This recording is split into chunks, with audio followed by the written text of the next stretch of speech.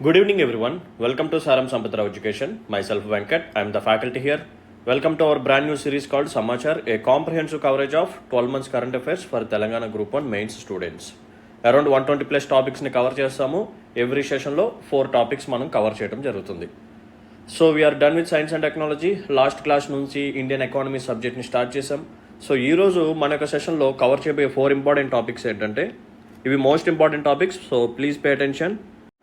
First topic వచ్చేసరికి blue economy and second topic వచ్చేసరికి Nobel prize in economics. So ఎకనామిక్స్లో Nobel prize ఎవరికి వచ్చింది, వాళ్ళు చేసిన స్టడీ ఏంటి, వాళ్ళ యొక్క వర్క్ ఏంటి, అది మనం తెలుసుకుంటాం. దీని తర్వాత టాపిక్ వచ్చేసరికి startups in India. Startups in India and fourth topic వచ్చేసరికి methanol economy. Methanol economy. So these are the 4 topics that we are going to cover in today session. Blue economy, Nobel in economics, startups in India and methanol economy. Right. So without any further delay let's start our session. So ఈరోజు first topic వచ్చేసరికి blue economy. So blue economy అంటే ఏంటి? It is nothing but the sustainable use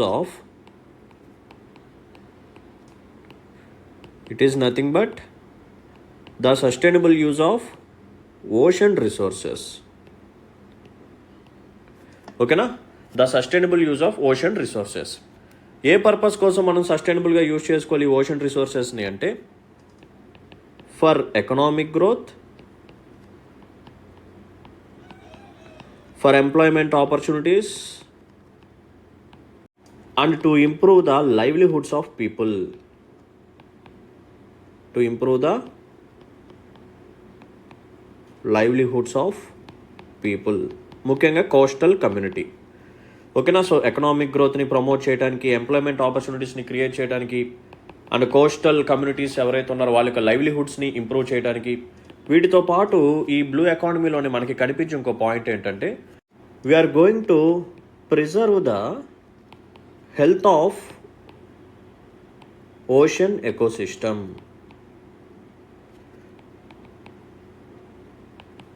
ఓకేనా?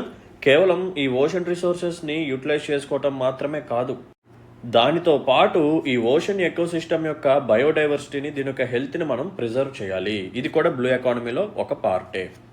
So blue economy అంటే ఏం లేదు, it is nothing but the sustainable use of ocean resources. For what purposes? For economic growth and to create employment opportunities and to improve the livelihoods of people, especially coastal communities, and to preserve the health of ocean ecosystem. ఓకేనమ్మా? Right. అసలు ఈ particular topic న్యూస్లోకి ఎందుకు వచ్చింది? What is it's context?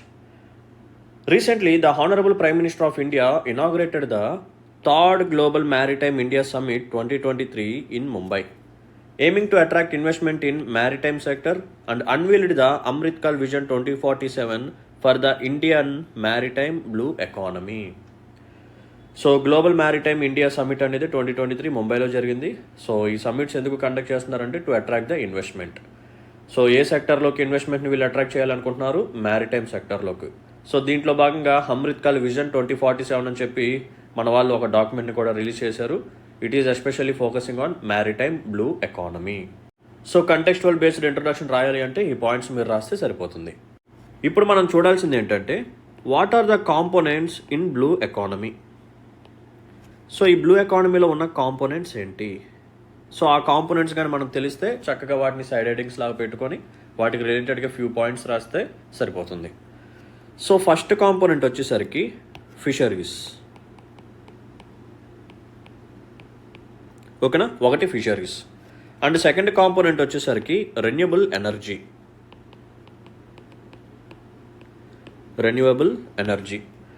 And third component వచ్చేసరికి ఈ మ్యారిటైమ్ని base చేసుకొని transport అనమాట, maritime transport.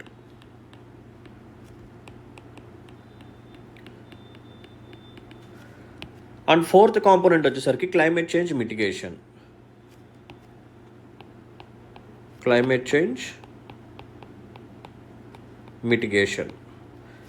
And next component ఏంటంటే టూరిజం.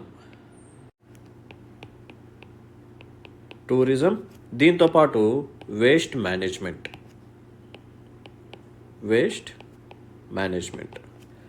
అర్థమైందా? So these are the important components regarding blue economy. Fisheries, renewable energy, maritime transport, climate change mitigation, waste management and tourism. So ఈ components, ఈ డైమెన్షన్స్లో మనం ఆలోచించాలి. First one వచ్చేసరికి fisheries.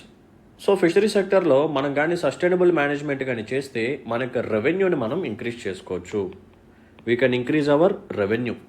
దీంతోపాటు fishing stocks ఎలా ఉన్నాయి, సో ఓవర్ ఎక్స్ప్లాయిటేషన్ చేయకూడదు, ఉన్నదాన్ని ప్రాపర్గా సస్టైనబుల్గా మనం ఫిషింగ్ చేసుకోవాలి. ఓకేనా? సో ఎకోసిస్టమ్ రిస్టోరేషన్ గురించి కూడా మనం ఆలోచించాలి. అండ్ నెక్స్ట్ కాంపోనెంట్ వచ్చేసరికి రెన్యూబుల్ ఎనర్జీ. సో బ్లూ ఎకానమీలో రెన్యూబుల్ ఎనర్జీ ఎలా ఉంటుంది ఒకసారి ఆలోచించండి. It is nothing but offshore wind energy projects. ఏంటిదమ్మా? Offshore wind energy projects. మనకి టెర్రెస్ట్రియల్ ఏరియాస్లో ఈ విండ్ ఎనర్జీ కానీ సోలార్ పార్క్స్ కానీ పెట్టాల్సి వస్తే మనకి ఏం జరుగుతుంది అంటే ఇక్కడ ప్రాబ్లం ల్యాండ్ ఎక్విజిషన్ ప్రాబ్లం అవుతుంది. అంతే కదా, హ్యూజ్ అమౌంట్ ఆఫ్ ల్యాండ్ కావాలి. ఏదైనా ఒక సోలార్ పార్క్ కన్స్ట్రక్ట్ చేయాలి అన్నా, లేకపోతే విండ్ ఎనర్జీ రిలేటెడ్ మిల్స్ పెట్టాలి అన్నా సరే మనకి ఎక్కువగా ల్యాండ్ కావాల్సి వస్తుంది. బట్ మన ఇండియాలో ఇన్ఫ్రాస్ట్రక్చర్ ప్రాజెక్ట్స్కైనా లేకపోతే ఇటువంటి ప్రాజెక్ట్స్కైనా సరే ల్యాండ్ ఎక్విజిషన్ అనేది ఒక ప్రాబ్లం. సో అలా జరగకుండా ఉండాలి అంటే మనం ఓషన్ ఏరియాస్లో లేకపోతే సీ ఏరియాస్లో వీటిని మనం ఎస్టాబ్లిష్ చేయవచ్చు. ఈవెన్ ఫ్లోటింగ్ సోలార్ పార్క్స్ కూడా వచ్చేసాయి ఈ ల్యాండ్ ఎక్విజిషన్ ప్రాబ్లం వల్లే, దాన్ని అవాయిడ్ చేయడానికి. అండ్ అలాగే ఇప్పుడు మనం విండ్ ఎనర్జీని కూడా ఆఫ్ షోర్ విండ్ ఎనర్జీ పెట్టవచ్చు, సో దట్ ఇది కూడా బ్లూ ఎకానమీలోకి వస్తుంది. నెక్స్ట్ కాంపోనెంట్ వచ్చేసరికి మ్యారిటైమ్ ట్రాన్స్పోర్ట్. మనందరికీ తెలిసిన విషయమే, majority of the international trade అనేది సీ రూట్లోనే జరుగుతుంది, వాటర్ వేస్లోనే జరుగుతుంది. సో దీన్ని మనం ఏం చేయాలి? పొల్యూషన్ లేకుండా, ఓషన్ ఎకోసిస్టమ్కి ఎటువంటి డ్యామేజ్ జరగకుండా, లైక్ ఆయిల్ స్పిల్స్ అవ్వకూడదు, ఓకేనా, ఎటువంటి యాక్సిడెంట్స్ జరగకూడదు. అండ్ మన యొక్క పోర్ట్ ఇన్ఫ్రాస్ట్రక్చర్ని కూడా బాగా డెవలప్ చేసుకోవాలి. లాస్ట్ క్లాస్లో మనం ఒకసారి మాట్లాడుకున్నాం, విజిన్జమ్ టాపిక్ వచ్చినప్పుడు India's first deep water transshipment port గురించి మనం మాట్లాడుకున్నాం కదా. సో దాన్ని కూడా ఇక్కడ మనం ఇంక్లూడ్ చేసుకోవచ్చు. ఓకేనా? సో మ్యారిటైమ్ ట్రాన్స్పోర్ట్లో మనం చూడాల్సిన పాయింట్స్ ఏంటంటే ఆయిల్ స్పిల్స్ని అవాయిడ్ చేయాలి, అండ్ ఈ పర్టికులర్ మెరైన్ ఎకోసిస్టమ్ ఏదైతే ఉందో దాన్ని ప్రొటెక్ట్ చేయాలి. కోరల్ రీఫ్స్ కూడా హెల్తీగా ఉండాలి, సో ఎటువంటి లీకేజెస్ జరగకూడదు. దీంతోపాటు పోర్ట్ ఇన్ఫ్రాస్ట్రక్చర్ని కూడా మనం డెవలప్ చేసుకుంటూ వెళ్ళాలి. సో ఓవరాల్గా ఈ పర్టికులర్ రూట్ ద్వారా జరిగే ట్రేడ్ యాక్టివిటీస్ని స్మూత్గా ఇంకా మనం ఎన్హాన్స్ చేసుకుంటూ మనకు ఎకనామిక్ గ్రోత్ని మరింత పెంచుకుంటూ వెళ్ళాలి. ఓకేనా? రైట్. అండ్ నెక్స్ట్ టాపిక్ వచ్చేసరికి క్లైమేట్ చేంజ్ మిటిగేషన్. మీకు ఈ పాయింట్ తెలుసని అనుకుంటున్నాను. Carbon sync. మనకి ఫారెస్ట్స్ అండ్ ఓషన్స్ ఏవైతే ఉన్నాయో they acts like carbon sinks అనమాట. ఇవేం చేస్తాయి? అట్మాస్ఫియర్లో ఉన్న కార్బన్ డైఆక్సైడ్ని క్యాప్చర్ చేసుకోవడం జరుగుతుంది. సో దట్ మనకి క్లైమేట్ చేంజ్ కానీ గ్లోబల్ వార్మింగ్ కానీ వీటిని మనం రెడ్యూస్ చేసుకోవచ్చు. ఓకేనా? So forest and oceans they acting like A carbon sinks. And next one waste management. మనం వేస్ట్ మేనేజ్మెంట్ ఎక్కడ చేయాలి అంటే ఓషన్స్లో కాదు, ల్యాండ్ మీద చేయాలి. ఓకేనా? సో ల్యాండ్ మీద జరిగే వేస్ట్ మనకు వచ్చి ఈ ఓషన్స్లో కానీ సీస్లో కానీ మిక్స్ చేసేస్తూ ఉంటారు డ్రైనేజ్ సిస్టమ్స్ ద్వారా. సో దాని ద్వారా ఏం జరుగుతుంది? ఈ మెరైన్ ఎకోసిస్టమ్ మొత్తం డ్యామేజ్ అయిపోతుంది. సో అలా జరగకుండా ప్రాపర్ వేస్ట్ మేనేజ్మెంట్ అనేది మనం ల్యాండ్ ఏరియాస్లోనే చేయాలి. అప్పుడే మనం ఈ ఓషన్ యొక్క ఎకోసిస్టమ్ ఏదైతే ఉందో దీని యొక్క హెల్త్ని మనం ప్రిజర్వ్ చేయవచ్చు, దీని లోపల ఉన్న బయోడైవర్సిటీని మనం కన్జర్వ్ చేయవచ్చు. సో బ్లూ ఎకానమీలో ఇది కూడా ఒక పాయింట్ అని చెప్పాను కదా, we have to preserve the health of our ocean ecosystem. So అది చేయాలంటే వేస్ట్ మేనేజ్మెంట్ అనేది చేయాలి. And last and final thing వచ్చేసరికి టూరిజం. సో ఎప్పుడైతే ఈ మ్యారిటైమ్ని బేస్ చేసుకొని ఈ టూరిజం సెక్టర్ అనేది బాగా ఎక్స్పాండ్ అవుతుందో మల్టిపుల్ జాబ్ ఆపర్చునిటీస్ అనేవి క్రియేట్ అవుతాయి అండ్ ఎకనామిక్ గ్రోత్ కూడా బాగా జరుగుతుంది. సో ఇంటర్నేషనల్ టూరిస్టులు కానీ మన దగ్గరికి వస్తే మనకి మ్యారిటైమ్ టూరిజం కోసం మనకి ఫారెక్స్ రిజర్వ్స్ పెరుగుతాయి. ఓకేనా? సో దట్ మన యొక్క బ్యాలెన్స్ ఆఫ్ పేమెంట్ సిచ్యువేషన్ అనేది చాలా పాజిటివ్గా ఉంటుంది. అండ్ ఈ టూరిజం బాగా గ్రో అయితే ఇంకా ఆటోమేటిక్గా ఎంప్లాయ్మెంట్ ఆపర్చునిటీస్ క్రియేట్ అవుతాయి. సో పీపుల్ యొక్క ఇన్కమ్ పెరుగుతుంది, సో పర్ క్యాపిటల్ ఇన్కమ్ పెరుగుతుంది, లివింగ్ స్టాండర్డ్స్ పెరుగుతాయి, ఎడ్యుకేషన్ మీద ఇన్వెస్ట్మెంట్ పెరుగుతుంది, హెల్త్ మీద కూడా ఇన్వెస్ట్మెంట్ పెరుగుతుంది. So health, education and skills ఈ మూడింటిని కలిపితే మనం హ్యూమన్ క్యాపిటల్ అని చెప్పి పిలుస్తాము. సో ఇన్ని బెనిఫిట్స్ ఉంటాయి అన్నమాట. ఓకేనా? So fisheries, renewable energy, maritime transport, climate change mitigation, waste management, tourism. So these are the important components regarding blue economy. So చూడండి, what is blue economy? The blue economy is a concept that refers to the sustainable use of ocean resources for economic growth, to improve the livelihoods of the people and for job creation, while preserving the health of ocean ecosystems. ఇదంతా ఇందాక నేను explain చేశాను. There is a person called Gunter Pauli. So ఇతను 2010లో ఒక book రాశాడు. ఆ book పేరు ఏంటంటే the blue economy 10 years 100 innovations 100 million jobs. So అక్కడ ఇతను ఈ బ్లూ ఎకానమీ అనే కాన్సెప్ట్ని ఇంట్రడ్యూస్ చేయడం జరిగింది. ఓకేనా, గంటర్ పాలీ 2010, బుక్ నేమ్ వచ్చేసరికి blue economy, 10 years 100 innovations 100 million jobs. So ఈ బ్లూ ఎకానమీలో కాంపోనెంట్స్ ఏమేమి ఉంటాయో నేను ఆల్రెడీ ఎక్స్ప్లెయిన్ చేశాను కదా. Fisheries, renewable energy, maritime transport, climate change mitigation, waste management and tourism. Already explain చేశాను, సో మళ్ళీ రిపీట్ చేయాల్సిన అవసరం అయితే లేదు. సో ఇందాక మాట్లాడుకున్న కాంపోనెంట్స్ ఏవైతే ఉన్నాయో ఇవన్నీ దేని మీద డిపెండ్ అయ్యి ఉంటాయి అంటే 3 ఇంపార్టెంట్ పిల్లర్స్ మీద డిపెండ్ అయ్యి ఉంటాయి. ఫస్ట్ పిల్లర్ వచ్చేసరికి economic pillar, next social pillar, ఆ తర్వాత ఎన్విరాన్మెంటల్ పిల్లర్. ఎకనామిక్ పిల్లర్ పరంగా మనం చూస్తే harnessing the economic potential of oceans and coastal areas while ensuring responsible resource management. So ఈ ఓషన్ ఏరియాస్లో ఉన్న రిసోర్సెస్ ఏవైతే ఉన్నాయో, కోస్టల్ ఏరియాస్లో ఉన్న రిసోర్సెస్ ఏవైతే ఉన్నాయో వాటిని మనం సస్టైనబుల్గా యూజ్ చేసుకుంటే చాలా అంటే చాలా ఎకనామిక్ బెనిఫిట్స్ అనేవి మనకు వస్తాయి. నెక్స్ట్ సోషల్ పిల్లర్ వచ్చేసరికి empowering communities and ensuring their involvement in the blue economy. So coastal communities ఎవరైతే ఉన్నారో లేకపోతే స్మాల్ ఐలాండ్ గ్రూప్స్లో ఉన్న పీపుల్ ఎవరైతే ఉన్నారో వాళ్ళ యొక్క లైవ్లీహుడ్స్ని ఇంప్రూవ్ చేయటం, ఓకేనా, వాళ్ళ యొక్క సోషియో ఎకనామిక్ కండిషన్స్ని ఇంప్రూవ్ చేయటం, ఇవన్నీ దీంట్లోకి వస్తాయి. సో వీటితో పాటు మనం ఏం చేయాలి అంటే ఈ ఓషన్స్ యొక్క హెల్త్ని, ఈ ఓషన్స్ యొక్క బయోడైవర్సిటీని ప్రిజర్వ్ చేయాలి, కన్జర్వ్ చేయాలి. ఇది ఎన్విరాన్మెంటల్ పిల్లర్లోకి వస్తుందన్నమాట. ఓకేనమ్మా, right. The principles of the blue economy resonate with sustainable development goal number 14 which aims to conserve and sustainably use oceans, seas and marine resources for sustainable development. ఓకేనా, so ఈ blue economy ఏదైతే ఉందో ఇది sustainable development goal number 14కి link అయి ఉంటుందన్నమాట. So SDG 14 మనకేం చెప్తుంది అంటే ఈ ఓషన్స్ని, సీస్ని అండ్ మెరైన్ రిసోర్సెస్ ఏవైతే ఉన్నాయో వీటిని మనం కన్జర్వ్ చేయాలి అండ్ సస్టైనబుల్గా యూజ్ చేయాలి. ఓకేనా, so that we can get sustainable development. So what is the significance of blue economy? దీని యొక్క ఇంపార్టెన్స్ ఏంటి? First one, economic growth and job creation. The blue economy can Boost wealth and job opportunities. For instance, the European Union's blue economy employed over 3.34 million people in 2020. So దీని ద్వారా మనకి economic growth అనేది జరుగుతుంది, employment opportunities అనేవి create అవుతాయి. Next one, high return on investment. The high level panel for sustainable ocean economy research it suggest that every $1 invested in blue economy yields at least $5 in return. So ఈ blue ఎకానమీలో మనం పెట్టే పెట్టుబడులు ఏదైతే ఉన్నాయో, nothing but investment ఏదైతే ఉందో దాని మీద ఎక్కువ రిటర్న్స్ వస్తాయి అని చెప్పి అంటున్నారు. ఓకేనా, సో ఒక రీసెర్చ్ ప్రకారం మనకు తెలిసింది ఏంటంటే మనం $1 ఇన్వెస్ట్మెంట్ పెడితే $5 రిటర్న్స్ వస్తాయి అని చెప్పి అంటున్నారు. ఓకేనా, రైట్. నెక్స్ట్ చూడండి, resource potential. With ocean assets exceeding $24 trillion, industries like aquaculture and offshore wind power, marine biotechnology present vast prospects for training, employment and innovation. మనకి ఓషన్ రిసోర్సెస్ పరంగా చాలా అంటే చాలా పొటెన్షియాలిటీ ఉంది. ఓకేనా, సో $24 trillion ఓషన్ అసెట్స్ ఉన్నాయని చెప్పి అంటున్నారు. సో దీంట్లో మనకి డిఫరెంట్ సెగ్మెంట్స్ వస్తాయి, లైక్ ఆక్వాకల్చర్ కానీ, of sure wind power, marine biotechnology కానీ. ఓకేనా, ఇవన్నీ మనకేంటంటే ట్రైనింగ్కి, ఎంప్లాయ్మెంట్కి అండ్ ఇన్నోవేషన్కి చాలా అంటే చాలా పొటెన్షియాలిటీని, మల్టిపుల్ డైమెన్షన్స్ని ఇది క్రియేట్ చేస్తుంది. Next, sustainable resource use. It promotes using ocean resources wisely to avoid harming marine ecosystem. Benefits include carbon storage, coastal protection, cultural values and biodiversity. So resources ఉన్నాయి కదా అని చెప్పి ఇష్టం వచ్చినట్టు ఎక్స్ప్లాయిటేషన్ చేస్తే కుదరదు. ఓకేనా, సో మనం సస్టైనబుల్గా యూజ్ చేసుకోవాలి. ఒక పక్క డెవలప్మెంట్ ఉండాలి, ఒక పక్క ఎన్విరాన్మెంట్ని కూడా మనం జాగ్రత్తగా చూసుకోవాలి.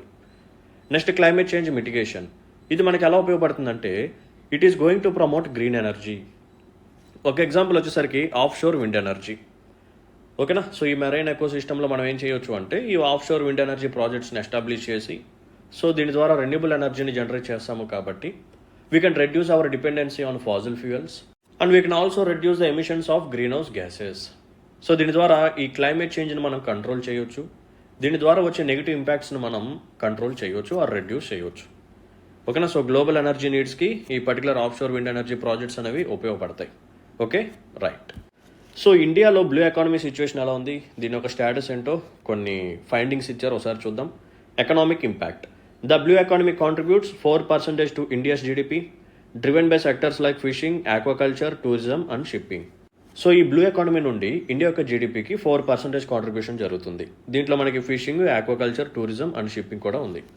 నెక్స్ట్ చూడండి, it is going to create employment opportunities. Fishing sector alone offers employment to millions, with 16 million jobs in fishing and 32 millions in the value chain.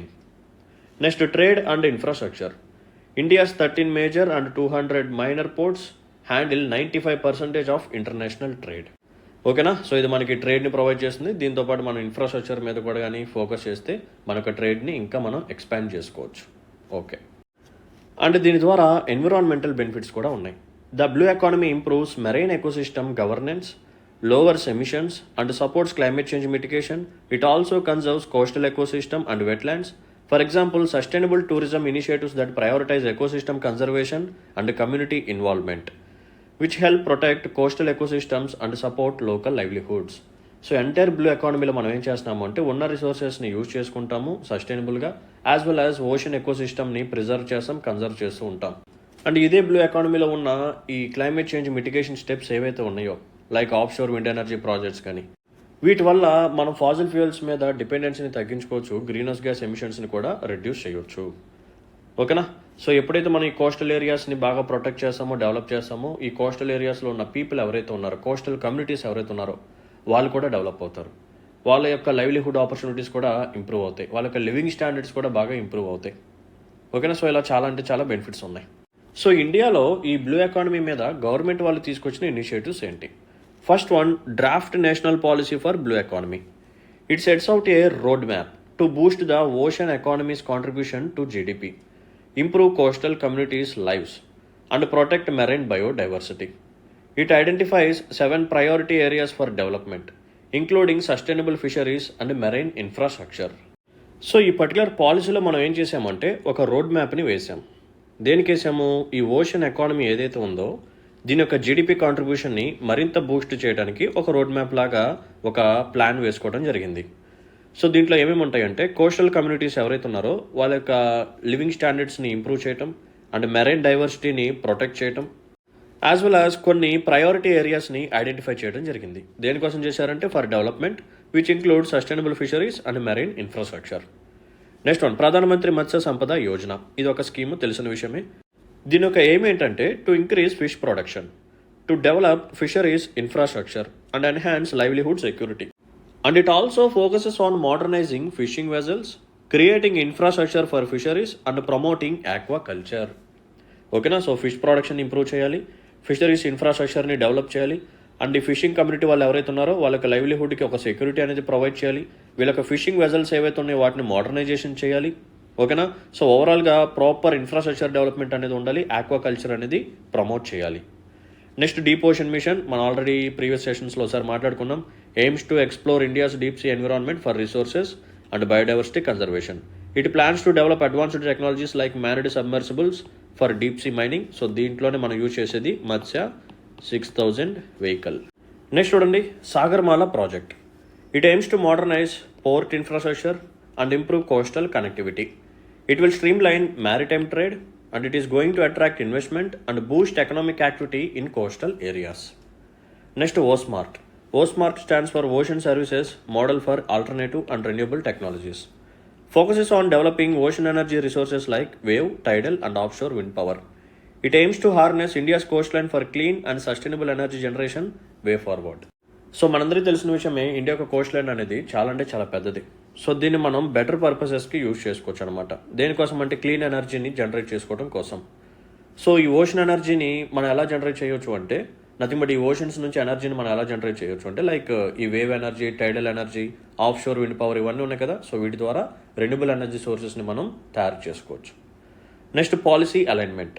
Ensure policies align with sustainable development goals, promoting responsible ocean resource use. So మనం తయారు చేసే policies ఏవైతే ఉన్నాయో ఇవి ఎలా ఉండాలి అంటే, ఏ డైరెక్షన్లో ఉండాలి అంటే సస్టైనబుల్ డెవలప్మెంట్ గోల్స్ డైరెక్షన్లో ఉండాలి.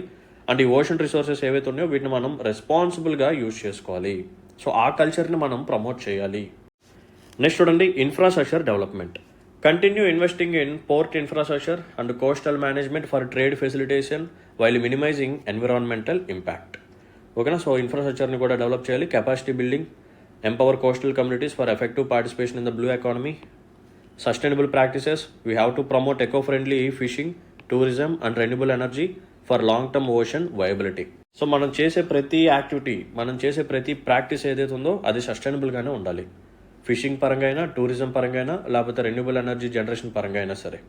Next international cooperation. So strengthen partnerships for addressing common challenges and promoting sustainable ocean governance. So గ్లోబల్గా మనం పార్ట్నర్షిప్స్ బిల్డ్ చేసుకొని సో మనకి ఉన్న కామన్ ఛాలెంజెస్ని అడ్రస్ చేయడానికి నాలెడ్జ్ని షేర్ చేసుకోవాలి. Next Gandhian approach which emphasize localized community centric development, respect for nature, sustainable livelihoods, ethical business practices among all stakeholders. ఓకేనా. So Gandhi గారు ఏం చెప్తారు, ఈ లోకల్స్ ఎవరైతే ఉన్నారో, నేటివ్స్ ఎవరైతే ఉన్నారో వాళ్ళ లైవ్లీహుడ్స్ అనేది బాగా డెవలప్ అవ్వాలి, వాళ్ళకి లివింగ్ స్టాండర్డ్స్ బాగా ఇంప్రూవ్ అవ్వాలి, డీసెంట్రలైజేషన్ ఉండాలి, డెమోక్రసీ లేకపోతే కమ్యూనిటీ సెంట్రిక్ డెవలప్మెంట్, వీటితో పాటు నేచర్కి మనం రెస్పెక్ట్ ఇవ్వాలి. ఓకేనా. సస్టైనబుల్ లైవ్లీహుడ్స్, మనకి బిజినెస్ ప్రాక్టీసెస్ అనేవి ఎథికల్గా ఉండాలి. ఇది గాంధీ అనే అప్రోచ్ అనమాట. సో దీన్ని ఈ బ్లూ ఎకానమీలో మనం ఫాలో అయితే చాలా అంటే చాలా మంచిది. ఓకేనా, రైట్.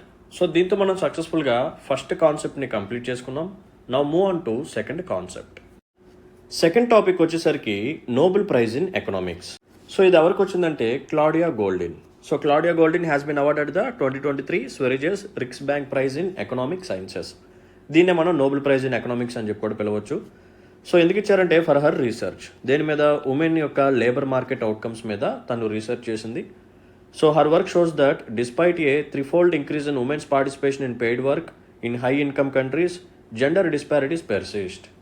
ఈవెన్ దో ఉమెన్ యొక్క పార్టిసిపేషన్ పెరిగినా సరే, వర్కింగ్ యాక్టివిటీస్లో ఉమెన్ యొక్క లేబర్ ఫోర్స్ పార్టిసిపేషన్ రేట్ పెరిగినా సరే, but still there are gender based disparities. అంటే వేజెస్ పరంగా అవ్వచ్చు, లేకపోతే ఇన్కమ్ పరంగా అవ్వచ్చు, లేకపోతే వర్కింగ్ కండిషన్స్ పరంగా అవ్వచ్చు, ఇలా చాలా అంటే చాలా, లేకపోతే జాయిన్ అయిన తర్వాత ప్రమోషన్స్ విషయంలో కానీ, హయ్యర్ పొజిషన్స్లో కానీ, ఇలా చాలా జెండర్ డిస్పారిటీస్ తనకి కనిపించాయి. సో ఆ వర్క్ మీద తనకి నోబెల్ ప్రైజ్ అనేది ఇవ్వటం జరిగింది. సో ఇప్పుడు ఈ టాపిక్ మీద కాంప్రహెన్సివ్గా మనం మాట్లాడుకుందాం పదండి. So gender differences. సో తనకి కనిపించిన జెండర్ డిఫరెన్సెస్ ఏంటంటే first one global status. Globally approximately 50% of women are engaged in paid employment, while the corresponding figure for men stands at 80%. ఓకేనా. సో అవుట్ ఆఫ్ 100%లో 50% ఉమెన్ వచ్చేసరికి paid ఎంప్లాయ్మెంట్లో ఉంటే, out of 100%లో 80% men వచ్చేసరికి paid ఎంప్లాయ్మెంట్లో ఉన్నారు. So ఎక్కువ మంది మెన్నే ఉన్నారు కాబట్టి so ఇది కూడా ఒక difference. Status in India. In India the labour force participation rate among females is 24%, contrasting with 73.6% among males in 2022. ఓకేనా. సో మేల్స్దే చాలా అంటే చాలా ఎక్కువగా ఉంది, 74% దాకా ఉంది, దగ్గరగా ఆల్మోస్ట్. ఫీమేల్స్ది 24% ఉంది. వల్నరబుల్ ఎంప్లాయ్మెంట్ క్యారెక్టరైజ్డ్ బై లో labour income and job security. It is prevalent among women at 77.3% compared to 72.9% among men in 2021. So vulnerability ఎవరికి ఎక్కువగా ఉందంటే ఫీమేల్స్కి ఎక్కువగా ఉంది. అంటే వీళ్ళకి వచ్చే ఇన్కమ్ అనేది చాలా తక్కువగా ఉండటం, వీళ్ళు వర్క్ చేసే జాబ్ అనేది అది పర్మనెంట్గా లేకపోవటం, nothing but there is no job security. Next U shaped relationship. A U shaped relationship is posited between development and female labour force participation. Women's participation is higher in the poorest countries with a significant participation in agricultural sector, declines in middle income nations and rises again in high income countries. So right సైడ్లో ఒక graph ఉంది కదా, ఇది చూడండి. So economic development అంటే ఇక్కడ poor countries ఉంటాయి, middle income countries, high income countries. Next women's యొక్క పార్టిసిపేషన్. ఓకేనా. సో హై, మళ్ళీ లో, హై. సో పూర్ కంట్రీస్లో ఉమెన్స్ యొక్క పార్టిసిపేషన్ ఎక్కువగానే ఉంది. మిడిల్ ఇన్కమ్ కంట్రీస్కి వచ్చేసరికి ఉమెన్ యొక్క పార్టిసిపేషన్ చాలా తక్కువగా ఉంది. మళ్ళీ అగైన్ హై ఇన్కమ్ కంట్రీస్లో ఉమెన్ యొక్క పార్టిసిపేషన్ ఎక్కువగానే ఉంది.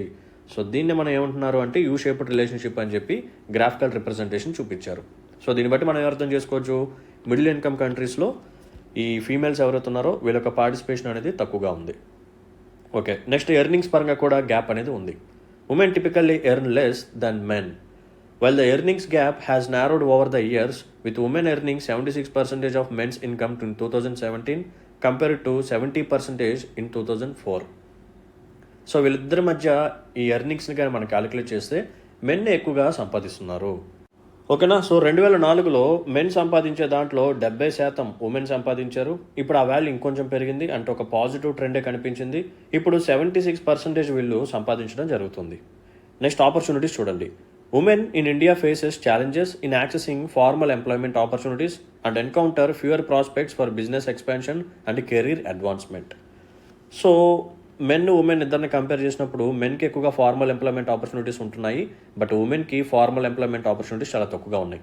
సో దీని ద్వారా వీళ్ళ యొక్క కెరీర్లో ఎటువంటి అడ్వాన్స్మెంట్ అనేది ఉండదు. ఇన్ఫార్మల్ జాబ్స్ ఎక్కువగా చేసుకుంటారు కాబట్టి అక్కడ గ్రోత్ కానీ ఒకవేళ హయ్యర్ పొజిషన్స్కి వెళ్ళటం కానీ వీళ్ళ యొక్క ఇన్కమ్ పెరగటం కానీ ఇటువంటివి ఉండవు అనమాట. So what are the factors influencing female labour force participation? ఇది important. First, U shaped curve. Goldin's U curve challenges the notion that there exists positive correlation between economic growth and women's participation in paid employment.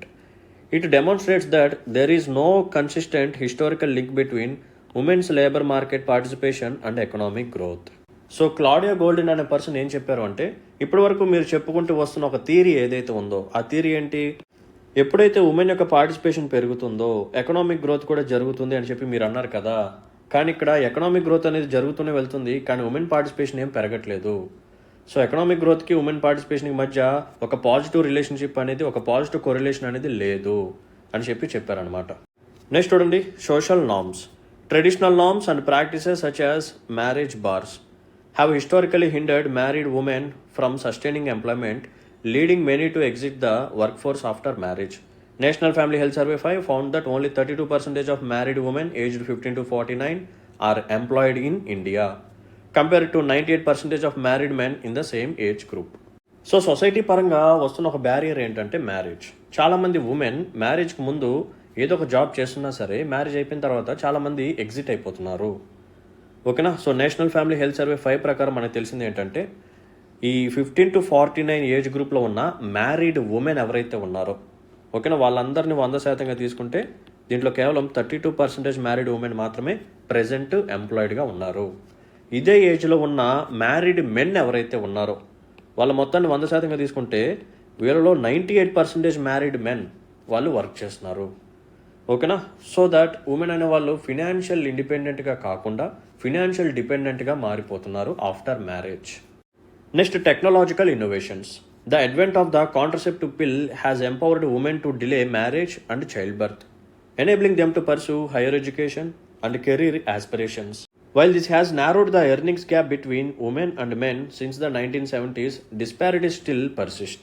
So ఎప్పుడైతే contraceptive pills వచ్చాయో women empowerment అనేది start అయింది. కొంతవరకు positive trend అనేది కనిపించింది. ఎలా అంటే వాళ్ళు ఇప్పుడు చైల్డ్ బర్త్ని డిలే చేసుకోవచ్చు. సో దట్ ఈ గ్యాప్లో వాళ్ళు ఏం చేయొచ్చు, హైయర్ ఎడ్యుకేషన్ని పర్సూ చేసుకోవచ్చు. అండ్ వాళ్ళకి ఏదన్నా కెరీర్ ఆస్పిరేషన్స్ ఉంటే వాటిని అచీవ్ చేసుకోవచ్చు. Next, parenthood effect. Women often bear a disproportionate burden in child care responsibilities, impacting their career progression and earning potential. As per Periodic Labour Force Survey 2021, 44.5% women cited childcare personal commitments in homemaking as reasons for not participating in the labor force. అసలు ఎందుకు women ఎక్కువగా economic యాక్టివిటీస్లో participate చేయలేకపోతున్నారు, employment పొజిషన్స్లో ఉండలేకపోతున్నారు అంటే వాళ్ళకి కొన్ని responsibilities ఇచ్చేస్తున్నారు. ఓకేనా, ఇంట్లో పిల్లల్ని చూసుకోవటం, ఓకేనా, లేకపోతే ఈ డొమెస్టిక్ యాక్టివిటీస్ చూసుకోండి అని చెప్పి, కిచెన్ యాక్టివిటీస్ చూసుకోండి అని చెప్పి పర్సనల్ కమిట్మెంట్స్ ఇచ్చేయడం, చైల్డ్ కేర్ కమిట్మెంట్స్ ఇచ్చేయడం, వీటి ద్వారా వాళ్ళు ఈ ఎకనామిక్ యాక్టివిటీస్లో పార్టిసిపేట్ చేయలేకపోతున్నారు. So periodic labour force survey 2021 ఇదే చెప్పిందనమాట. అరౌండ్ 44.5% ఉమెన్ ఈ రీజన్ ద్వారానే ఎకనామిక్ యాక్టివిటీస్లో పార్టిసిపేట్ చేయట్లేదంట. So addressing gender disparities in labour force participation. First, collective and bold action from both private and public sectors is necessary to accelerate progress toward gender parity. For example, menstrual leave policy, flexible work options, leadership development programs for women, etc. ఓకేనా. So public sector నుంచి private sector నుంచి మనం రిఫార్మ్స్ని తీసుకురావాల్సిందే. Next, investing in equal access to education, health care and information for women which yield significant dividends in achieving gender parity. ఓకేనా. So మనం ఏం చేయాలి, జెండర్ బయాస్నెస్ లేకుండా ఇద్దరికి ఈక్వల్గా ఎడ్యుకేషన్ ఆపర్చునిటీస్ ఉండాలి, హెల్త్ కేర్ పరంగా ఇన్వెస్ట్మెంట్ చేయాలి, ఇన్ఫర్మేషన్ పరంగా కూడా వాళ్ళకి యాక్సెసిబిలిటీని మనం ప్రొవైడ్ చేయాలి. For example, Brazil's emergency aid cash transfer programme which provided double benefits to women led households effectively reduced poverty rates. కావాలి అనుకుంటే ఎగ్జాంపుల్ మీరు రాసుకోవచ్చు బ్రెజిల్కి సంబంధించిన పాలసీది. Next, reforms in taxation, public spending, financial infrastructure and labour markets are essential for promoting gender parity. For instance, Norway's expansion of universal child care increased the likelihood of mothers' employment by 32 percentage points. So taxation పరంగా మనం reforms తీసుకురావాలి, public స్పెండింగ్లో మార్పులు తీసుకురావాలి, financial infrastructure పరంగా తీసుకురావాలి, labour మార్కెట్స్లో కూడా మనం చేంజెస్ని తీసుకురావాలి. Addressing gender biases and social norms is crucial for reducing discrimination in social institutions and promoting gender equality. Measures such as curbing underage marriage and criminalizing domestic violence can help reduce economic cost associated with gender-based discrimination. మన సొసైటీలో ఉన్న కొన్ని practices ఏవైతే ఉన్నాయో like child marriages లేకపోతే domestic violence ఇటువంటివి వీటిని మనం రెడ్యూస్ చేయాలి. అప్పుడు మనం జెండర్ ఈక్వాలిటీని తీసుకురాగలం. Improving access to micro finance loans has been shown to significantly increase female labor force participation, primarily through self-employment. An international growth center project in India, it demonstrated the positive impact of microfinance on female labor force participation. So ఎప్పుడైతే ఉమెన్స్కి మనం micro finance లోన్స్ని provide చేస్తామో so దాని ద్వారా వాళ్ళు self employment ఆపర్చునిటీస్ని create చేసుకుంటున్నారు. So that వాళ్ళకి labour force participation rate అనేది increase అవుతుంది. సో మైక్రో ఫైనాన్స్ లోన్స్ అనేది చాలా ఇంపార్టెంట్. సో వీళ్ళకి ఈ యాక్సెసిబిలిటీని మనం ఎక్కువగా పెంచుకుంటూ వెళ్తే చాలా మంచిది. సో అందుకని ఫైనాన్షియల్ ఇంక్లూజన్ ప్రోగ్రామ్స్ని ఇనిషియేటివ్స్ని మనం స్టార్ట్ చేస్తున్నాం. సో దీంట్లో one of the major programme వచ్చేసరికి ప్రధానమంత్రి జన్ధన్ యోజన. ఓకేనా, right. So measures taken to reduce gender gap in India's labour force. Pradhan Mantri Kaushal Vikas Yojana. It offers vocational training to enhance women's employability, encourage their participation in the work force.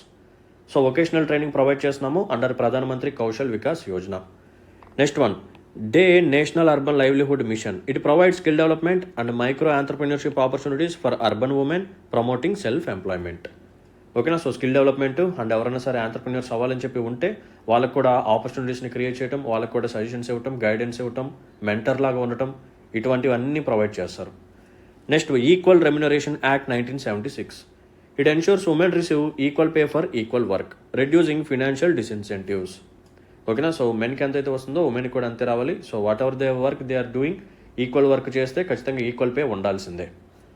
Maternity benefit amendment act 2017. It extended maternity leave to 26 weeks to support working mothers and retain them in the workforce. ఓకేనా, so maternity leave వచ్చేసరికి 26 weeks వరకు extend చేశారు. Next, national creche scheme aims to provide day care facilities to children. వాళ్ళకి age వచ్చేసరికి 6 months నుంచి 6 years లోపు ఉండాలి of working mothers.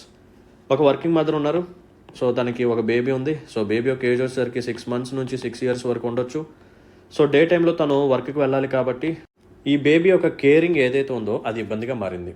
So అందుకని డే టైంలో ఓకేనా ఉమెన్ ఎవరైతే వర్కింగ్ ఉమెన్ ఎవరైతే ఉన్నారో వాళ్ళు కానీ వర్క్కి వెళ్ళేటప్పుడు ఈ చిన్న చిన్న పిల్లలు ఎవరైతే ఉన్నారో వాళ్ళకి కేరింగ్ ఫెసిలిటీస్ని ప్రొవైడ్ చేస్తూ నేషనల్ క్రెచి స్కీమ్ని మనం తీసుకొచ్చాము. ఓకేనా, రైట్. సో దీంతో మనం సక్సెస్ఫుల్గా సెకండ్ కాన్సెప్ట్ని ఫినిష్ చేసాం. Now move on to concept number 3. Next topic ఏంటంటే startups in India. So startups అనేది చాలా ఇంపార్టెంట్. సో దీని ద్వారా కూడా మనకి ఎకనామిక్ గ్రోత్ కానీ ఎంప్లాయ్మెంట్ ఆపర్చునిటీస్ జనరేషన్ కానీ ఇలా చాలా పాజిటివ్స్ ఉన్నాయి. సో దీని గురించి ఇప్పుడు మనం మాట్లాడదాం.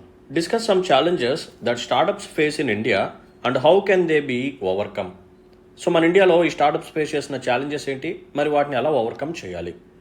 సో ఈ స్టార్టప్స్ అనే టాపిక్ ఎందుకు న్యూస్లోకి వచ్చింది అంటే Atal innovation mission NITI Aayog in partnership with CSIRO. ఇది ఆస్ట్రేలియాకి సంబంధించిన నేషనల్ సైన్స్ ఏజెన్సీ. సో వీళ్ళిద్దరు కలిసి ఏం చేశారు అంటే they has launched a new accelerator called RISE. RISE అంటే ఏంటంటే rapid innovation and startup expansion. So మనకి జనరల్గా ఇన్నోవేషన్ అనేది స్టార్టప్స్లోనే జరుగుతూ ఉంటుంది. సో అందుకని వీటిని మరింత బూస్ట్ చేయడానికి, వీటిలో ఇన్నోవేషన్ ఇంకా పెంచడానికి, ఎన్హాన్స్ చేయడానికి వీళ్ళిద్దరు కలిసి కొలాబరేట్ అయ్యి రైజ్ అనే ప్రోగ్రామ్ని తీసుకొచ్చారు. ఓకేనా, so rapid innovation and startup expansion. So ఇప్పుడు మనం ఏం చేద్దాము అంటే అసలు స్టార్టప్ అంటే ఏంటి.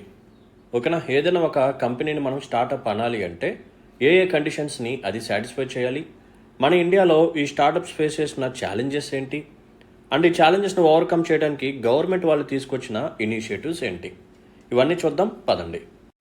సో అసలు ఆ స్టార్టప్ అని చెప్పి దేన్ని అంటారు అంటే ఏదైనా ఒక కంపెనీ దాని తాలూకా హెడ్ క్వార్టర్స్ అనేది మన ఇండియాలో ఉండి ఆ కంపెనీ పెట్టి లెస్ దెన్ 10 years అయి ఉండాలి.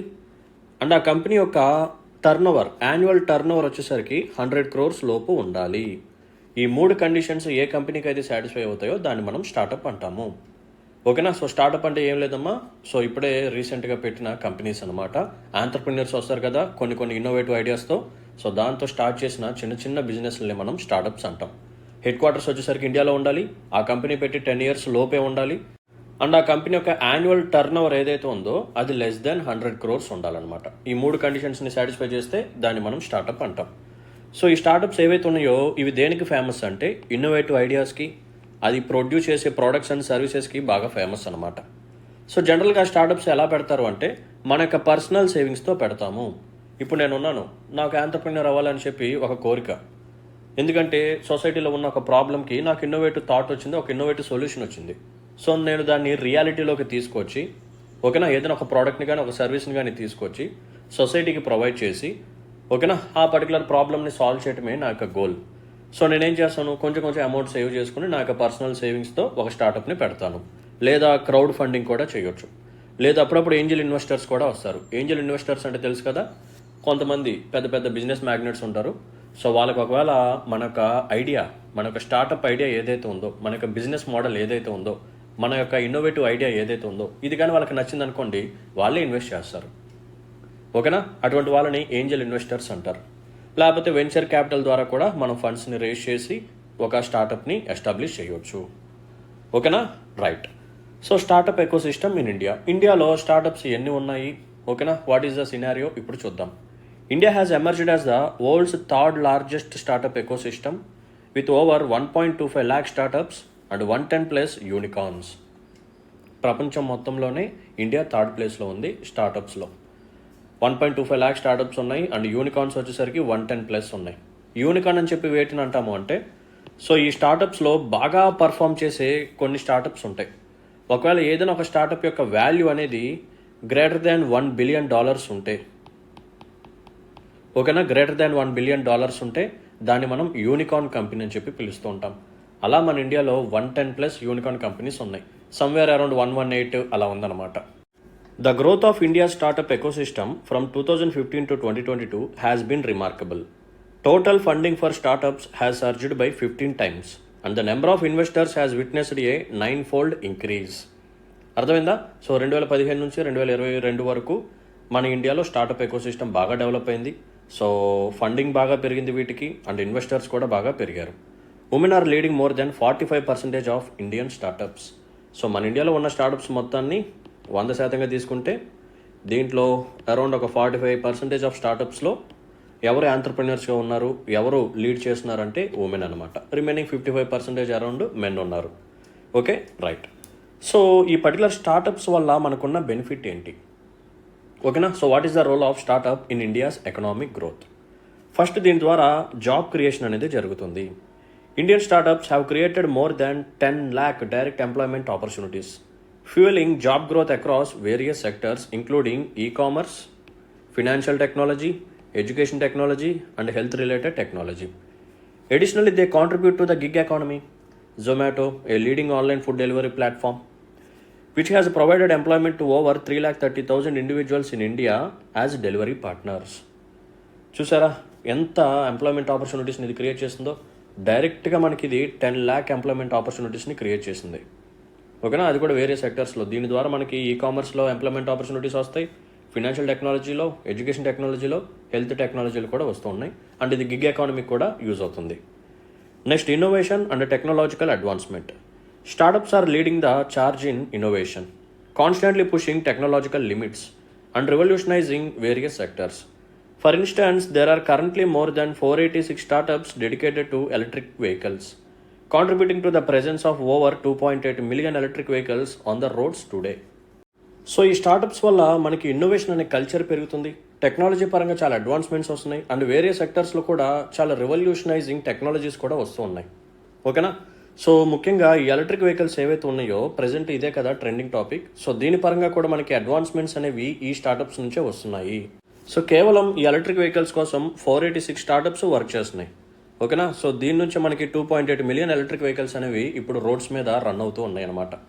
చూసారా, ఈ స్టార్టప్స్ వల్ల మనకి ఇండైరెక్ట్గా ఎన్విరాన్మెంటల్ బెనిఫిట్స్ కూడా ఉన్నాయి. Next one, democratisation of technology. Startups like PhonePe, A financial technology and agri technology startups are democratizing technology benefits by reaching remote customers and making financial solutions accessible in Tier 2 and Tier 3 cities. They are bridging the rural-urban divide by using technology and labor to address rural problems and provide solutions. For instance UPI used by over 5 crore merchants in India and over 30 crore individuals, nearly 5 times the population of France. చూసారా, టెక్నాలజీని rural areas వరకు కూడా తీసుకెళ్తున్నారు, remote ఏరియాస్కి కూడా తీసుకెళ్తున్నారు. ఈ vulnerable people ఎవరైతే ఉన్నారో వాళ్ళకి కూడా ఈ పర్టికులర్ టెక్నాలజీ అనేది యాక్సెసిబుల్గా, అఫోర్డబుల్గా మారుస్తున్నారు అనమాట. లైక్ ఈ ఫోన్పే కానీ, యూపీఐ సర్వీసెస్ కానీ, ఇవన్నీ స్టార్టప్స్ నుంచి వచ్చినవే. సో ఇవన్నీ చక్కగా ఇప్పుడు రూరల్ ఏరియాస్కి వెళ్తున్నాయి, వాళ్ళందరూ దీన్ని యూజ్ చేసుకుంటున్నారు. ఓకేనా, చక్కగా ఫినాన్షియల్ సర్వీసెస్ అని వాళ్ళందరికీ రీచ్ అవుతున్నాయి. ఫార్మల్ సర్వీసెస్ కూడా ఈ వల్నరబుల్ పీపుల్కి రీచ్ అవటం అనేది జరుగుతుంది. నెక్స్ట్ చూడండి, ఫారిన్ ఇన్వెస్ట్మెంట్ కూడా పెరుగుతుంది. In 2022 Indian startups attracted $42 billion in funding, a substantial leap from the previous years $16 billion. Many multinational corporations are now outsourcing their tasks to small businesses in order to focus on their core competencies. For example, Accenture gave $1.3 million worth of business to startups within the last year. So మనకి multinational corporations ఉంటాయి కదా, MNCs, and next చిన్న చిన్న startups ఉంటాయి. ఇవన్నీ startups అనుకోండి. So ఎంఎన్సీస్కి యాక్చువల్గా core works ఉంటాయి అండ్ మిస్లేనరీ యాక్టివిటీస్ కూడా ఉంటాయి. సో ఇప్పుడు ఎంఎన్సీస్ ఏం చేస్తున్నాయి అంటే, ఓకే మన ఇండియాలో స్టార్టప్స్ బాగా పర్ఫామ్ చేస్తున్నాయి కాబట్టి ఈ మిస్లేనరీ యాక్టివిటీస్ ఏవైతే ఉన్నాయో, లైక్ చిన్న చిన్న ప్రాజెక్ట్స్ ఏవైతే ఉన్నాయో అవన్నీ స్టార్టప్స్కి ఇచ్చేసి ఈ కోర్ యాక్టివిటీస్ని మాత్రం ఈ ఎంఎన్సీస్ చూసుకుంటాయి అనమాట. సో ఇండైరెక్ట్గా ఎంఎన్సీస్ మీద పడే లోడ్ కూడా తగ్గుతుంది. ఇప్పుడు ఎంఎన్సీస్ చక్కగా వాళ్ళ యొక్క కోర్ యాక్టివిటీస్ మీద ఫోకస్ చేయొచ్చు. అండ్ యాజ్ వెల్ యాజ్ ఈ స్టార్టప్స్కి కూడా కొత్త కొత్త ప్రాజెక్ట్స్ వస్తున్నాయి కాబట్టి ఇవి కూడా బాగా రన్ అవుతూ ఉంటాయి, వీటికి రావాల్సిన అమౌంట్ కూడా వస్తుంటుంది. సో ఇలాగా ఎకనామిక్ గ్రోత్ అనేది జరుగుతుంది. ఈ స్టార్టప్స్ కూడా బిజినెస్ యాక్టివిటీస్ని ఎక్స్పాండ్ చేసుకుంటూ వెళ్తాయి. ఎప్పుడైతే ఎక్స్పాన్షన్ జరుగుతుందో ఆటోమేటిక్గా మరిన్ని ఎంప్లాయ్మెంట్ ఆపర్చునిటీస్ అనేవి క్రియేట్ అవుతూ ఉంటాయి. Next, it is going to address social issues. Social entrepreneurs are leveraging startups to tackle social challenges like poverty, education, and healthcare. PSafe, a startup that manufactures portable hygienic toilets for women, addressing a critical sanitation issue in rural areas. Rural ఏరియాస్లో అయినా సరే and even urban ఏరియాస్లో కూడా slums ఉంటాయి. And ఇంకా majority of the urban ఏరియాస్లో కూడా చాలాసార్లు మనకి శానిటేషన్ ఫెసిలిటీస్ అనేవి సరిగ్గా లేవు. సో ఈ పర్టికులర్ ప్రాబ్లమ్కి సొల్యూషన్ తీసుకురావడానికి కొన్ని స్టార్టప్స్ కూడా వర్క్ చేస్తున్నాయి. సో అలా తీసుకొచ్చిందే ఈ పోర్టబుల్ అండ్ హైజీనిక్ టాయిలెట్స్ని తీసుకొస్తూ ఉన్నారు. సో ఇలా సొసైటీలో కనిపించే ఛాలెంజెస్ ఏవైతే ఉన్నాయో వాటిని ఓవర్కమ్ చేయడానికి ఈ స్టార్టప్స్ అనేవి ఇన్నోవేటివ్ థాట్స్తో ముందుకు వస్తూ ఉంది. సో వీటిని ప్రమోట్ చేయడానికి గవర్నమెంట్ వాళ్ళు తీసుకొచ్చిన ఇనిషియేటివ్స్ ఏంటంటే స్టార్టప్ ఇండియా యాక్షన్ ప్లాన్. దీన్ని 2016లో తీసుకొచ్చారు. సో ఈ ప్లాన్ ఏం చేస్తుంది అంటే, it recognizes the diverse needs of startups and comprises 19 action items. It focuses on simplification, funding support, incentives and industry academia partnerships. So ఈ స్టార్టప్స్కి కావాల్సిన నీడ్స్ ఏవైతే ఉన్నాయో వాటిని ఐడెంటిఫై చేసి వాటన్నిటిని ప్రొవైడ్ చేస్తూ ఉంటుంది. సో ఫండింగ్ సపోర్ట్ కావాలి కదా, క్యాపిటల్ కావాలి కదా, అండ్ వీటికి ఇన్సెంటివ్స్ కూడా ఇస్తూ ఉండాలి కదా. లైక్ ఎలా అంటే, ఎక్కువగా గూడ్స్ని కానీ సర్వీసెస్ని కానీ బాగా ప్రొడ్యూస్ చేసింది అనుకోండి, దీనికి ఇన్సెంటివ్స్ ఎలా ఇవ్వచ్చు? ఎలక్ట్రిసిటీ బిల్ మీద మనం సబ్సిడీ ఇవ్వచ్చు, లేకపోతే జిఎస్టీ అమౌంట్ మనం కొంచెం తగ్గించవచ్చు, ఓకేనా. లేకపోతే ఇంకా ఎవరైనా సరే ఈ వల్నరబుల్ సెక్షన్స్ ఎవరైతే ఉన్నారో వాళ్ళ నుంచి ముందుకు వచ్చి స్టార్టప్స్ పెట్టాలి అని చెప్పి వాళ్ళు కానీ ట్రై చేస్తాయి. లైక్ ఉమెన్ కానీ, షెడ్యూల్డ్ క్యాస్ట్ కానీ, షెడ్యూల్డ్ ట్రైబ్స్ కానీ, ఓకేనా. సో ఇటువంటి వాళ్ళు ముందుకు వచ్చినప్పుడు వాళ్ళకి కొన్ని ఇన్సెంటివ్స్ ఇస్తారు. లైక్ ఎలా అంటే, ల్యాండ్ని వీళ్ళ కోసం ముందుగానే రిజర్వ్ చేసి పక్కన పెట్టడం, అండ్ ఇదే టైంలో వీళ్ళు స్టాంప్ డ్యూటీ పే చేయాలి. సో ఆ స్టాంప్ డ్యూటీ మీద కూడా వీళ్ళకి కన్సెషన్ అనేది ఇస్తూ ఉంటారు, ఓకేనా. సో దీంతో పాటు ఇండస్ట్రీ నుంచి ఎక్స్పర్ట్స్ యొక్క సపోర్టు, ఓకేనా. సో వాళ్ళ నుంచి అడ్వైజర్స్ వీళ్ళకి ప్రొవైడ్ చేయడం, వీళ్ళ యొక్క బిజినెస్ మోడల్స్లో ఏదన్నా చిన్న చిన్న ఎర్రర్స్ ఉంటే వాటిని రెక్టిఫై చేయడం, nothing but guidance and mentorship అనేది ప్రొవైడ్ చేస్తూ ఉంటారు. Next, startup India hub established by DPIIT, Department for Promotion of Industry and Internal Trade. The Startup India Hub serves as a centralized online platform for executing action plans. It facilitates end-to-end digital platform execution for all stakeholders. So ఈ particular startup ప్రోగ్రాంలో ఎవరెవరైతే involve అవుతారో వాళ్ళందరికీ digital ప్రోగ్రామ్స్ని provide చేయటం, and ఇది ఒక online platform లాగా, centralised online platform లాగా వర్క్ చేస్తుంటుంది. ఇది ఒక హబ్ అనమాట. Next, funding schemes. DPIIT implements funding schemes including the Fund of Funds for Startups, Startup India Seed Funding Scheme, and Credit Guarantee Scheme for Startups, catering to startups at various stages of their cycle. So ఇక్కడ ఉన్నవన్నీ funding related schemes అనమాట. So note చేసుకోండి, ఖచ్చితంగా వీటిని మీరు mention చేయాల్సిందే. National startup awards launched by DPIIT. NSA recognizes innovation, inclusivity, and diversity across the country, highlighting exceptional innovations from smaller cities. So ఈ startups ఏవైతే ఉన్నాయో ఒకవేళ అవి కానీ బాగా పర్ఫామ్ చేస్తే వాటిని రికగ్నైజ్ చేసి ఓకేనా వాటికి అవార్డ్స్ కూడా ఇస్తూ ఉంటారు.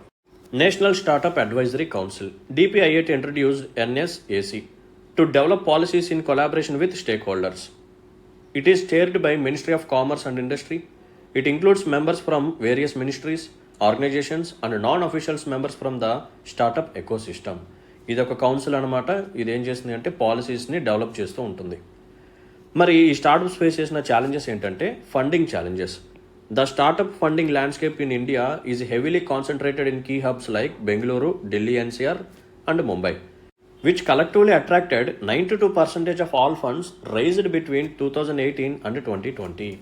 సో మన ఇండియాలో స్టార్టప్స్ ఎక్కడెక్కడ లొకేట్ అయి ఉన్నాయి? Delhi, Mumbai, Bengaluru, Chennai, Hyderabad, Kolkata etcetera. So most of the ప్లేసెస్లో ఉన్నాయి. సో మనకి ఈ స్టార్టప్స్ ఏం చేస్తూ ఉంటాయి? ఇన్వెస్ట్మెంట్ని అట్రాక్ట్ చేస్తూ ఉంటాయి. సో ఫారిన్ ఇన్వెస్ట్మెంట్ని అట్రాక్ట్ చేస్తుంది, డొమెస్టిక్ ఇన్వెస్ట్మెంట్ని కూడా అట్రాక్ట్ చేస్తూ ఉంటుంది. Okay fine. సో ఇలా అట్రాక్ట్ చేసిన ఇన్వెస్ట్మెంట్లో 92% ఆఫ్ ఇన్వెస్ట్మెంట్ కేవలం ఢిల్లీ, ముంబై, బెంగళూరుకే వెళ్తుందన్నమాట. సో రిమైనింగ్ ఏరియాస్లో ఉన్న ఈ స్టార్టప్స్ ఏవైతే ఉన్నాయో ఓకేనా వాటికి ఇన్వెస్ట్మెంట్ అనేది రావట్లేదు. సో అందరూ ఈ ఏరియాస్లో ఉన్న స్టార్టప్స్ మీదే ఇన్వెస్ట్మెంట్ చేయడానికి ఇష్టపడుతున్నారు. ఈ రిమైనింగ్ ఏరియాస్లో ఉన్న స్టార్టప్స్కి ఫండింగ్ అనేది సరిగ్గా రావట్లేదు. సో ఇది ఒక challenge. Lack of female leadership. Women are significantly underrepresented in leadership positions within the venture capital firms and startup themselves. A study found that less than 50% of surveyed startups had more than 10% women in leadership roles. ఇందా మనం మాట్లాడుకున్నట్టే around ఒక 45% మాత్రమే lead చేస్తున్నారు. So men ఎక్కువగా ఉన్నారు కాబట్టి ఇక్కడ కొంచెం జెండర్ డిస్పారిటీ ఉందని చెప్పి కూడా మనం రాయొచ్చు. Next regulatory bottlenecks. The bureaucratic hurdles involved in acquiring licenses and permits can greatly impede the launch and operation of startups. So మన ఇండియాలో ఎవరైనా సరే ఒక కంపెనీ పెట్టాలన్నా స్టార్టప్ పెట్టాలన్నా సరే చాలా పెద్ద ప్రాసెస్ అనమాట. మల్టిపుల్ ఆఫీసర్స్ దగ్గరికి వెళ్ళాలి, మల్టిపుల్ క్లియరెన్సెస్ తీసుకోవాలి, అండ్ కరప్షన్ కూడా ఎక్కువగా ఉంది. సో టేబుల్ కింద చేపెడతాడు, మనం డబ్బులు ఇవ్వాలి, ఇవ్వకపోతే మన ఫైల్ అనేది అక్కడే ఉంటుంది. దాన్నే మనం రెడ్ టేపిజం అంటాం. సో అందుకని ఈ ఈజ్ ఆఫ్ డూయింగ్ బిజినెస్ని ఇంకా ప్రమోట్ చేయడానికి కొన్ని రిఫార్మ్స్ తీసుకొచ్చి సింగిల్ విండో క్లియరెన్సెస్ తీసుకొచ్చారు. విత్ ఇన్ ద ఫ్యూ డేస్లోనే అప్రూవల్ అనేది వచ్చేయాలి. ఓకేనా, ఒకే ఆఫీస్లోనే అన్ని అప్రూవల్స్ వచ్చేయాలి. ఒకవేళ రిజెక్ట్ అయితే ఎందుకు రిజెక్ట్ చేశారని చెప్పి పలానా రీజన్స్ కూడా విత్ ఇన్ ద టైంలోనే ప్రొవైడ్ చేయాలి. ఇటువంటి రిఫార్మ్స్ తీసుకొచ్చారు. బట్ స్టిల్ వీటి యొక్క ఇంప్లిమెంటేషన్ అనేది కొంచెం సరిగ్గా లేదు. So that is the reason why మన ర్యాంక్ కూడా చాలా పూర్గా ఉంది. 190 కంట్రీస్లో 136th ప్లేస్లో ఉన్నాం మనం. సో దేని ప్రకారం అంటే వరల్డ్ బ్యాంక్ రిలీజ్ చేసిన is of doing business report ప్రకారం అది. సో దీన్ని మనం అడ్రస్ చేయాలి. Next limited funding. Securing adequate funding especially for early stage ventures with limited track records remains a significant challenge. The gap between available funding and the demand from startups persist. So India startups have reported around 73% decline in funding this year as compared to 2022. So మనకేంటంటే funding కూడా బాగా established అయిపోయిన startups మీదే చేయడానికి ఇష్టపడతారు తప్ప risk తీసుకోవడానికి ఎక్కువ మంది ముందుకు రారు. అంటే ఇప్పుడిప్పుడే స్టార్టప్స్ పెట్టేవాళ్ళు కానీ పెట్టి 1 year 2 years అయిన స్టార్టప్స్ మీద కానీ ఇంకా ఎక్కువగా ప్రాఫిట్స్లోకి రాని స్టార్టప్స్ ఏవైతే ఉన్నాయో వాటి మీద ఇన్వెస్ట్మెంట్ చేయడం, వాటికి ఫండింగ్ ఇవ్వటం సో కొంతమంది రిస్క్ లాగా భావించి ఇవ్వరనమాట. సో వెల్ ఎస్టాబ్లిష్డ్ స్టార్టప్స్ ఏవైతే ఉన్నాయో వాటికి ఇస్తూ ఉంటారు. సో ఇటువంటి స్టార్టప్స్ కొంచెం సఫర్ అవుతూ ఉంటాయి. Next limited mentorship. Young entrepreneurs particularly in Tier 2 and Tier 3 cities often lack access to mentors who offer valuable business advice, hindering their ability to navigate challenges and make informed decisions. According to industry experts, 95% startups fail due to lack of mentors. ఇందా నేను చెప్పాను కదా. So ఎవరైతే young entrepreneurs ముందుకు వచ్చి startup పెడతారో వాళ్ళకి business మోడల్ని చెక్ చేసి ఏమైనా సజెషన్స్ ఉంటే సజెషన్స్ ఇవ్వటం, ఏదైనా రిఫార్మ్స్ కావాలంటే చేయటం, ఓకేనా, వాళ్ళకి బిజినెస్ మోడల్లో ఏమైనా మార్పులు కావాలంటే మార్పులు చేయటం, లైక్ గైడెన్స్ ఇవ్వటం కానీ మెంటర్షిప్ ప్రొవైడ్ చేయడం కానీ చేస్తూ ఉంటారు. ఇదంతా గవర్నమెంటే ప్రొవైడ్ చేపిస్తుంది. ఎలా చేపిస్తుందంటే బయట నుంచి ఎక్స్పర్ట్స్ని తీసుకొచ్చి ఎవరైతే స్టార్టప్స్ పెడుతున్నారో వాళ్ళతో మాట్లాడించి సో మీటింగ్స్ కండక్ట్ చేయడం ఇటువంటి చేస్తుంటుంది. సో స్కీమ్స్ కూడా ఉన్నాయి, బట్ వాటి యొక్క ఇంప్లిమెంటేషన్ సరిగ్గా లేదు, ఎగ్జిక్యూషన్ పూర్గా ఉంది. Week enforcement mechanisms.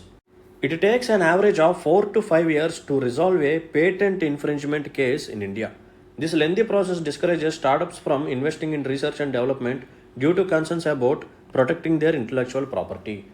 సో మనం ఏదైనా ఒక ఐపీఆర్ని తీసుకున్నాం అనుకోండి, మనం తయారు చేసిన ప్రోడక్ట్ కానీ లేకపోతే సర్వీస్కి కానీ దానికి మనం ఐపీఆర్ తీసుకుంటాం, దానికి మనకి పేటెంట్ రైట్స్ అనేవి ఉంటాయి. ఒకవేళ ఎవరైనా సరే ఆ పేటెంట్ రైట్స్ని వైలేట్ చేశారు అనుకోండి, మనం ఏం చేస్తాం, కేసు వేస్తాం. సో ఆ కేసు మొత్తం కంప్లీట్ అయిపోయి ఒక జడ్జ్మెంట్ వచ్చేసరికి 4 to 5 years పడుతుంది అనమాట.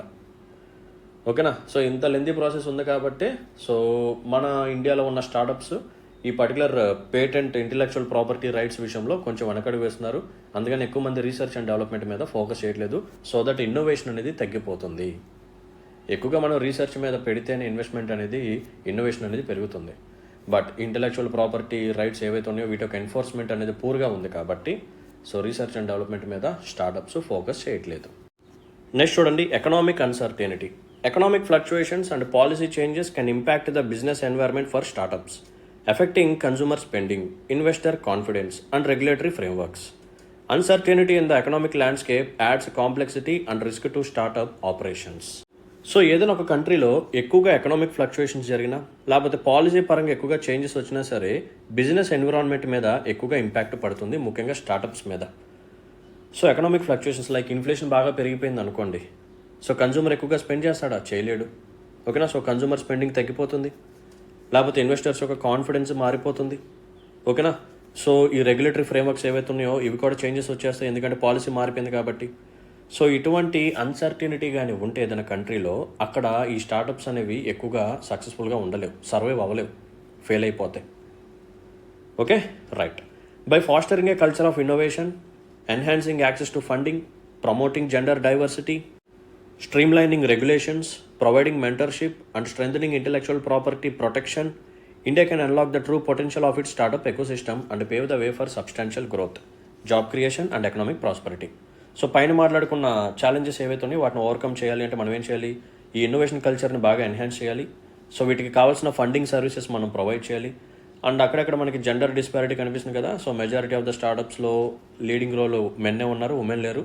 సో దాన్ని మనం తగ్గించాలి, ఉమెన్ యొక్క పార్టిసిపేషన్ కూడా పెంచాలి. అండ్ ఉమెన్ లెడ్ ఎంటర్ప్రెన్యూర్స్ని ఎక్కువగా మనం ఎంకరేజ్ చేయాలి. ఓకే. అండ్ రెగ్యులేషన్స్ని కూడా మనం స్ట్రీమ్లైన్ చేయాలి. అండ్ వీళ్ళకి ఎక్స్పర్ట్స్ నుంచి మెంటర్షిప్ గైడెన్స్ అనేది ప్రొవైడ్ చేయాలి, ముఖ్యంగా యంగ్ ఎంటర్ప్రెన్యూర్స్కి. అండ్ వీళ్ళకి ఏదైనా సరే ఇంటెలెక్చువల్ ప్రాపర్టీ రైట్స్ ఉంటే వాటిని మనం ప్రొటెక్ట్ చేయాలి. ఓకేనా. ఎక్కువ లెంతీ ప్రాసెస్ 4 to 5 years పట్టకూడదు. సో ఎప్పుడైతే వీటన్నిటిని మనం సక్సెస్ఫుల్గా ఇంప్లిమెంట్ చేస్తామో మనకు ఫుల్ పొటెన్షియాలిటీని మనం అన్లాక్ చేయొచ్చు. Embracing these opportunities for improvement will not only benefit startups but also contribute to $5 trillion economy goal and position as a global hub for entrepreneurship and innovation in the years to come. So పైన మనం అనుకున్న steps అన్నిటిని implement చేస్తే కేవలం startup ecosystem మాత్రమే develop అవ్వదు. మనం అనుకున్న టార్గెట్ ఉంది కదా, 3rd largest ఎకానమీగా మారాలి, $5 trillion ఎకానమీగా మారాలని చెప్పి టార్గెట్ పెట్టుకున్నాం కదా. సో దాన్ని కూడా మనం అచీవ్ చేయొచ్చు అనమాట. సో గ్లోబల్ వైడ్గా ఈ స్టార్టప్ ఎకోసిస్టంలో మనం ఒక లీడర్గా మారొచ్చు. ఓకేనమ్మా, రైట్. సో దీంతో మనం సక్సెస్ఫుల్గా 3rd కాన్సెప్ట్ని కంప్లీట్ చేసుకున్నాం. Now move on to the last and final concept. Next topic వచ్చేసరికి methanol economy. So present blending అనేది బాగా ఫేమస్ అయింది. ఓకేనా. సో ఎథనాల్ బ్లెండింగ్ టార్గెట్ 20% చేయాలని చెప్పి టార్గెట్ పెట్టుకున్నాం. ఇప్పుడు వచ్చేసరికి మిథనాల్. సో ఈ పర్టికులర్ టాపిక్ ఎందుకు న్యూస్లోకి వచ్చింది అంటే రీసెంట్గా ఇండియన్ రైల్వేస్ ఏదైతే ఉందో ఇది IOCL వాళ్ళతో టైఅప్ అయ్యి, IOCL stands for Indian oil corporation limited. So వీళ్ళతో టైఅప్ అయ్యి మిథనాల్ డీజిల్ 15ని తీసుకొచ్చింది, MD15. సో దీంట్లో ఏమేమి ఉంటాయి అంటే మిథనాల్ వచ్చేసరికి 15% అండ్ డీజిల్, మినరల్ డీజిల్ వచ్చేసరికి మనకి 71% అండ్ IOCL సైడ్ నుంచి కొన్ని ఎడిటివ్స్ ఉంటాయి, అవి 14%. సో టోటల్గా 100% అయింది. సో ఇలా డీజిల్లో మనం మిథనాల్ని బ్లెండ్ చేసాం కాబట్టి ఈ పర్టికులర్ టాపిక్ అనేది న్యూస్లోకి వచ్చింది. సో ఇప్పుడు దీని గురించి మనం డీటెయిల్గా మాట్లాడుకుందాం, పదండి. So what is methanol? Methanol is a colourless water soluble liquid with a mild alcoholic order. It is commonly used as solvent, fuel, antifreeze and as a raw material in the production of various chemicals. So methanol అనేది వాటర్లో soluble అయ్యే liquid అనమాట. So ఇది కొంచెం alcoholic smell లాగే ఉంటుంది.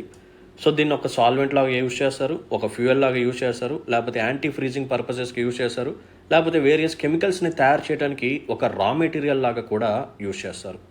Next చూడండి, this fuel is generally produced by steam reforming natural gas to create a synthesis gas. Feeding this synthesis gas into a reactor with a catalyst produces methanol and water vapor. ఓకేనా. So natural gas, steam, so దీని నుంచి మనం ఏం చేస్తాము అంటే synthesis గ్యాస్ని తయారు చేస్తాము. ఈ సింథసిస్ గ్యాస్ని రియాక్టర్లోకి పంపిస్తారు. సో దాంతోపాటు ఇంకొక క్యాటలిస్ట్ని కూడా యాడ్ చేశారు. అప్పుడు మనకి మిథనాల్ అండ్ వాటర్ వేపర్ ఇవి రెండు క్రియేట్ అవుతాయి. Various feedstocks, high ash coal, agricultural residue, carbon dioxide from thermal power plants can produce methanol, but natural gas is currently the most economical. So మనం ఈ మిథనాల్ని coal నుంచి తీసుకురావచ్చు, లేకపోతే agriculture residue నుంచి తీసుకురావచ్చు, లేకపోతే థర్మల్ పవర్ ప్లాంట్స్ నుంచి carbon dioxide emit అయింది కదా, సో దాంట్లో నుంచి కూడా తీసుకురావచ్చు. బట్ వీటన్నిటికంటే కొంచెం viable and feasible economical solution ఏంటంటే న్యాచురల్ గ్యాస్. సో దీని యొక్క బెనిఫిట్స్ ఏంటో చూద్దాం. Cost effective production.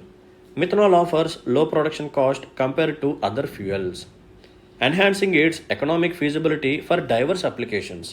For example, methanol cost only 22 rupees per liter, as against the prevailing price of about 100 rupees per liter for petrol. So పెట్రోల్కి మనకి around ఒక 100 పైన ఉంది, అండ్ మిథనాల్ వచ్చేసరికి జస్ట్ 22 రూపీస్ పర్ లీటర్ మాత్రమే. ఓకేనా, so మనకి ఇది కొంచెం చీప్గానే అవైలబుల్గా ఉంది కాబట్టి సో ఇది ఒక benefit. Reduced flammability. With lower flammability risk than gasoline, methanol enhances safety in specific uses. So గ్యాసోలిన్తో కంపేర్ చేసినప్పుడు ఈ పర్టికులర్ మిథనాల్ ఏదైతే ఉందో ఇది లెస్ ఫ్లామబుల్ అనమాట. సో దట్ రిస్క్ అనేది మనకి తక్కువగా ఉంటుంది. సో అనుకోకుండా యాక్సిడెంట్స్ కూడా, ఫైర్ యాక్సిడెంట్స్ కూడా జరగకుండా ఉంటాయి. Next, environmental friendliness. Methanol produced from green hydrogen and carbon capture AIDS in cutting green house gas emissions and air pollutants, offering carbon reduction benefits ranging from 65% to 95%. ఇందాక నేనేం చెప్పాను, ఈ thermal power plants నుంచి carbon dioxide emit అవుతుందని చెప్పాను కదా, so దాంట్లో నుంచి కూడా మనం మిథనాల్ తయారు చేయొచ్చు కదా. సో ఇప్పుడు మనం ఏం చేయాలి అంటే ఈ థర్మల్ పవర్ ప్లాంట్స్లో నుంచి ఈ కార్బన్ డైఆక్సైడ్ ఎమిట్ అయ్యే టవర్స్ ఏవైతే ఉన్నాయో వాటిలోనే ఈ కార్బన్ డైఆక్సైడ్ మనం స్టోర్ చేసి దాని నుంచి మనం మిథనాల్ని తయారు చేసుకుంటే మనకేమవుతుంది, ఈ CO2 ఎమిషన్స్ అనేవి తగ్గుతాయి. So that global warming and climate చేంజ్ని మనం కంట్రోల్ చేయవచ్చు. Next, convenient handling. Methanol is easily handled and transported at normal temperatures and pressures, and its compatibility with existing infrastructure simplifies integration across industries. ఓకేనా, so కొన్ని fuels మనం transport చేసేటప్పుడు చాలా జాగ్రత్తగా ఉండాలి. టెంపరేచర్ పరంగా, ప్రెషర్ పరంగా, అండ్ రోడ్స్ కూడా చాలా స్మూత్గా ఉండాలి. బట్ ఈ మెథనాల్ని మనం ట్రాన్స్పోర్ట్ చేయాలి అంటే ఎక్కువ ఇబ్బంది పడాల్సిన అవసరం లేదు. ఇది నార్మల్ టెంపరేచర్స్లో అండ్ నార్మల్ ప్రెషర్స్లో కూడా నార్మల్గానే ఉంటుంది. మనం చక్కగా దీన్ని ట్రాన్స్పోర్ట్ చేసుకోవచ్చు ఎటువంటి రిస్క్ లేకుండా. అండ్ లక్కీగా దీని యొక్క ఫ్లామబిలిటీ కూడా తక్కువగానే ఉంటుంది కాబట్టి no issue. And high performance. Methanol yields high octane ratings around 115 to 130, with regular petrol having octane of 87 to 90. It has a comparable horsepower to super high octane gasoline, making it suitable for high performance engines. So ఇంతకుముందు ethanol blending గురించి మాట్లాడుకున్నప్పుడు మనం ఒక point discuss చేసాం. So ఎప్పుడైతే పెట్రోల్లో మనం ఇథనాల్ని mix చేస్తున్నామో అప్పుడు ఇంజిన్ యొక్క పర్ఫార్మెన్స్ తగ్గిపోతుందేమో అని చెప్పి కన్జ్యూమర్స్ కొంచెం ఒక ఆలోచనలో ఉంటారు. సో అదొక మిత్, అది కరెక్ట్ కాదు. సో పెట్రోల్లో మనం ఒకవేళ ఇథనాల్ని మిక్స్ చేస్తే పర్ఫార్మెన్స్ అనేది పెరుగుతుంది. ఇన్ఫ్యాక్ట్ చెప్పాలంటే పెట్రోల్ కంటే ఇథనాల్ యొక్క ఆక్టేన్ రేటింగ్ చాలా ఎక్కువగా ఉంటుంది. సో పర్ఫార్మెన్స్ బాగుంటుంది. సో పర్ఫార్మెన్స్ ఏం తగ్గదు అని చెప్పి మనం ఒక పాయింట్ రాసాం. సో అలాగే సేమ్ ఇక్కడ కూడా అంతే. పెట్రోల్తో కంపేర్ చేసినప్పుడు ఈ మిథనాల్ ఏదైతే ఉందో దీని యొక్క ఆక్టేన్ రేటింగే చాలా ఎక్కువగా ఉంది. So around 115 to 130. So high performance ఇంజిన్స్ని కూడా మనం వీటిని యూజ్ చేయొచ్చు. సో వీటిని యూజ్ చేయడం ద్వారా ఇంజిన్స్కి ఎటువంటి డ్యామేజ్ జరగదు, పర్ఫార్మెన్స్ కూడా హైగానే ఉంటుంది. నెక్స్ట్ చూడండి, versatile applications. Methanol finds use in various engine types including dedicated methanol engines and alcohol blends like M15, M85 and M100. It's also applicable in shipping, aviation, fuel reforming and industrial electricity generation. దీని యొక్క applications different ఇంజిన్స్లో ఉంది, as well as different సెగ్మెంట్స్లో కూడా ఉంది. Like షిప్పింగ్లో ఉంది, ఏవియేషన్లో ఉంది, fuel రిఫార్మింగ్లో ఉంది, and industrial electricity జనరేషన్లో కూడా దీన్ని మనం యూజ్ చేయొచ్చు. ఇప్పుడు మనం ఇండియా యొక్క ప్రోగ్రామ్ గురించి మాట్లాడుకుందాం. India's methanol economy programme. The NITI Aayog methanol economy programme is a strategic initiative aimed at achieving several important goals related to energy, environment and the economy. So ఈ ప్రోగ్రామ్ యొక్క ఆబ్జెక్టివ్స్ ఏంటి, దీని ద్వారా మనకు వచ్చే బెనిఫిట్స్ ఏంటి? Reduced oil import dependency. India currently is the third largest consumer of oil behind the US and China. In the financial year 2021 to 2022, India imported 212 million tons of crude oil. The program aims to diminish India's reliance on imported crude oil by blending 15% methanol in gasoline, potentially reducing imports by at least 15%. So మనం ఎక్కువగా crude oil import చేసుకుంటూ ఉంటాము, దానికి ఎక్కువగా మనం bill pay చేస్తూ ఉంటాము. So that మన యొక్క ఫారెక్స్ రిజర్వ్స్ అనేవి ఎప్పటికప్పుడు ఎగ్జాస్ట్ అయిపోతూనే ఉంటాయి. సో బ్యాలెన్స్ ఆఫ్ పేమెంట్ పరంగా కొంచెం రిస్క్లోనే ఉంటాం. సో అదంతా జరగకుండా ఉండాలి అంటే ఈ క్రూడ్ ఆయిల్ యొక్క ఇంపోర్ట్ మీద మనకు డిపెండెన్సీని తగ్గించుకోవాలి. అలా తగ్గించుకోవాలంటే ఇటువంటి ఆల్టర్నేటివ్ సొల్యూషన్స్ని మనం చూసుకోవాలి. సో అటువంటి ఆల్టర్నేటివ్ సొల్యూషన్స్లో ఉన్న ఒక సొల్యూషన్ ఏంటంటే మిథనాల్. సో దీని ద్వారా మనకు ఇంపోర్ట్స్ను మనం 15% వరకు తగ్గించుకోవచ్చు అని చెప్పి అంటున్నారు. నెక్స్ట్ చూడండి, green house gas emissions reduction. Methanol use can cut down emissions by 20% compare to traditional fuels, enhancing urban air quality. So traditional fuels ఉన్నాయి కదా, పెట్రోల్, డీజిల్. సో వాటిని బర్న్ చేసినప్పుడు వచ్చే ఎమిషన్స్ ఏవైతే ఉన్నాయో సో దాన్ని అండ్ మిథనాల్ని యూజ్ చేసినప్పుడు అక్కడ వచ్చిన ఎమిషన్స్ని కంపేర్ చేసినప్పుడు సో మిథనాల్ ద్వారా మనకి 20% ఎమిషన్స్ని మనం రెడ్యూస్ చేసుకోవచ్చు. సో ఎన్విరాన్మెంట్ ఫ్రెండ్లీ అనమాట. Next, utilize local resources. Methanol production from coal reserves and municipal solid waste maximizes domestic energy resources and waste materials utilization, contributing to sustainability. So coal reserves నుంచి మనం మిథనాల్ని తయారు చేయొచ్చు and ఈ solid waste ఉంటుంది కదా, so దాని నుంచి కూడా తయారు చేయొచ్చు. సో దట్ వేస్ట్ని మనం డంప్ చేసి వాటిని ఫైర్ చేయకుండా సో వాటి నుంచి మనం ఎప్పుడైతే మిథనాల్ని తయారు చేస్తామో సో సాలిడ్ వేస్ట్ మేనేజ్మెంట్ అనేది బెటర్గా జరుగుతుంది. ఎటువంటి హార్మ్నెస్ అనేది ఎన్విరాన్మెంట్కి క్రియేట్ అవ్వదు. నెక్స్ట్ చూడండి, job creation. Methanol economy programme is anticipated to generate around 5 million జాబ్స్. అది కూడా ఇందులో ఈ మిథనాల్ ప్రొడక్షన్ ప్రాసెస్లో, దీని యొక్క అప్లికేషన్ ప్రాసెస్లో, దీని యొక్క డిస్ట్రిబ్యూషన్ ప్రాసెస్లో. Consumer saving. Blending 20% dimethyl ether in LPG can save consumers 50 to 100 rupees per cylinder, making clean cooking fuel more affordable. చూసారా మనం ఎంత సేవ్ అవుతుందో, 50 నుంచి 100 రూపీస్ని సేవ్ చేసుకోవచ్చు అనమాట per cylinder. So clean fuel వస్తుంది యాజ్ వెల్ యాజ్ అఫోర్డబుల్ ప్రైస్లోకి వస్తుంది. Next, technology development. BHEL has developed fluidized bed gasification technology for high ash Indian coals to produce syngas and then convert it into high purity methanol. So first మనం ఏం చేయాలి, ఈ high ash coal నుంచి synthesis గ్యాస్ని తీసుకొచ్చి ఆ synthesis gas నుంచి మనం మిథనాల్ని తీసుకురావాలి. ఓకేనమ్మా, రైట్. సో మన యొక్క మిథనాల్ ఎకానమీలో మనకి కనిపించే ఛాలెంజెస్ ఏంటో చూద్దాం. Insufficient natural gas resources. నేనేం చెప్పాను, ఈ పర్టికులర్ మిథనాల్ ఏదైతే ఉందో దీన్ని మనం ఎక్కడెక్కడ నుంచి తీసుకురావచ్చు, హై యాష్ కోల్ దీని నుంచి తీసుకురావచ్చు.